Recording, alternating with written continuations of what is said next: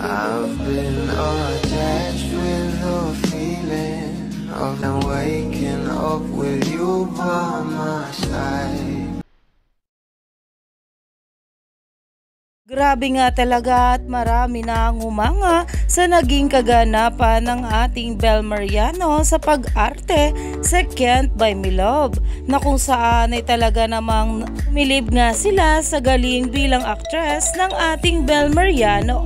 Pero ito na nga guys, ang pag-uusapan natin ngayon, alam naman natin na ito nga ang ating Bel Mariano ay kasama nga rin dito itong si Maris Racal sa teleserye na talaga namang napasabi pa na pang best actress nga raw ang pag-arte dito ng ating Bel Mariano.